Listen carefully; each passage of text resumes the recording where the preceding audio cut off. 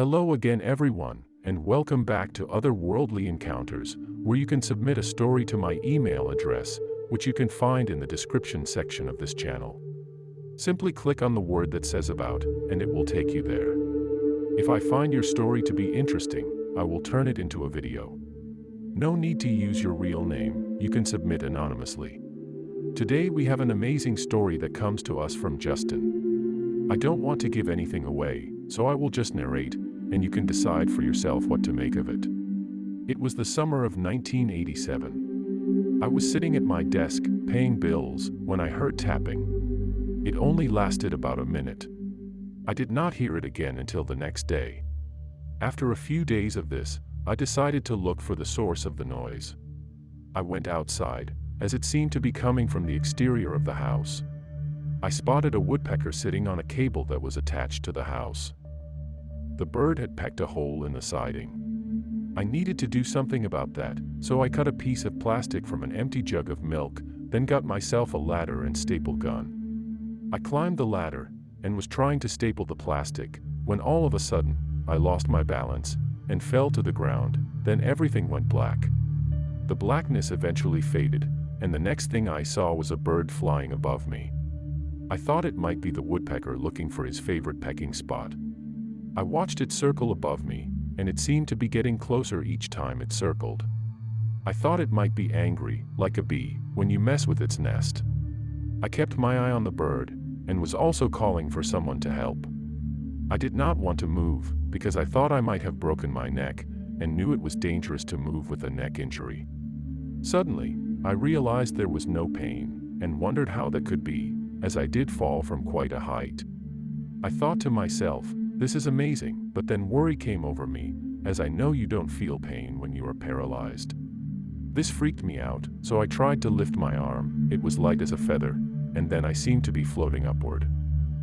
I thought I must have a head injury, which was making me feel this way. The floating sensation started speeding up, and now I was about 30 feet above the ground, gazing down at what looked like a person sleeping in my yard, and a woman talking to him. The woman looked like my wife Karen. This baffled me. I started panicking, and soon came to the realization that indeed, this was Karen, and the sleeping man was me. I called out to her, but she did not look up. At that point, I believed I must have died from the fall. It started getting dark again. I was lost in the darkness, and had no sense of direction. I thought, is this what happens when you die? You become nothing. This is not what I expected. It kept getting darker. Soon, I was no longer able to see anything. I was overcome with fear, as I had no idea what to do. I was thinking that maybe I wasn't really dead, but just in a coma. Suddenly, I heard a voice asking me to come closer. I didn't know how to do that, but when I thought about it, my body moved forward. Desperately wanting to know where I was, I pleaded with the voice to tell me.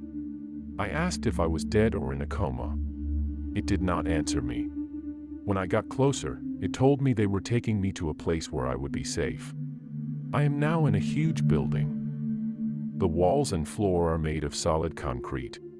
There were no pictures on the walls, nothing, just high concrete walls, which were too high to climb over. The place was like one giant maze. I walked around looking for someone to help me, but the place was completely empty. I wanted to find a door, but had no idea where that might be. Then I spotted what looked like an elevator, so I decided to get in. I hit the up button. The doors closed, but the elevator started going down, instead of up. Now things get really weird.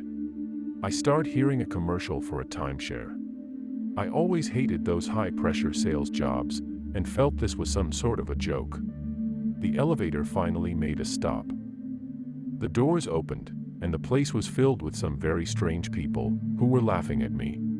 They were laughing because somehow, they knew I hated timeshare ads, and they said I would be hearing them, for all of eternity. I turned around and got back in the elevator. As the door shut closed, I noticed the up button was no longer there. There was only one button, and it said down. I was terrified. The timeshare commercial started playing again, so I hit the down button, thinking I could get out at a different level. At that point, I felt hopeless and prayed to God for a way out. Then the entire elevator lit up and disintegrated. I was now in a blue beam of light, and a voice said, "We are sending you back." The next thing I know, a nurse is looking down at me. I asked her where I was. She told me that I was in the hospital. The doctor suddenly appeared. He looked at me and said, "Hey buddy, we lost you for a while, but you made it back, and will do just fine." I told them about the timeshare nightmare. They both laughed, just like the demons. I now believe the place I went to was a real place, and that place was what men refers to as hell.